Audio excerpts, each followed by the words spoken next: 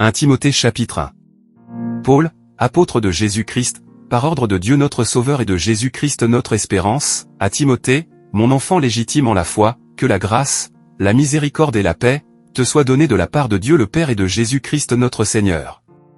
Je te rappelle l'exhortation que je te fis, à mon départ pour la Macédoine, lorsque je t'engageai à rester à Éphèse, afin de recommander à certaines personnes de ne pas enseigner d'autres doctrines, et de ne pas s'attacher à des fables et à des généalogies sans fin, qui produisent des discussions plutôt qu'elles n'avancent l'œuvre de Dieu dans la foi. Le but du commandement, c'est une charité venant d'un cœur pur, d'une bonne conscience, et d'une foi sincère. Quelques-uns, s'étant détournés de ces choses, se sont égarés dans de vains discours, ils veulent être docteurs de la loi, et ils ne comprennent ni ce qu'ils disent, ni ce qu'ils affirment.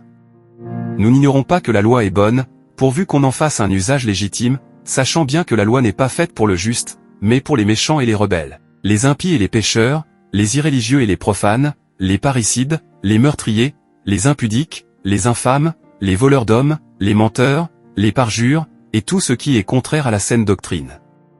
Conformément à l'évangile de la gloire du Dieu bienheureux, évangile qui m'a été confié.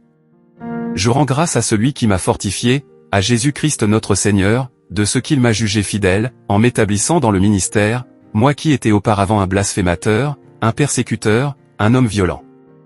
Mais j'ai obtenu miséricorde, parce que j'agissais par ignorance, dans l'incrédulité, et la grâce de notre Seigneur a surabondé, avec la foi et la charité qui est en Jésus-Christ.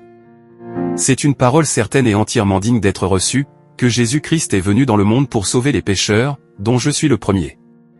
Mais j'ai obtenu miséricorde, afin que Jésus-Christ fît voir en moi le premier toute sa longanimité, pour que je servisse d'exemple à ceux qui croiraient en lui pour la vie éternelle.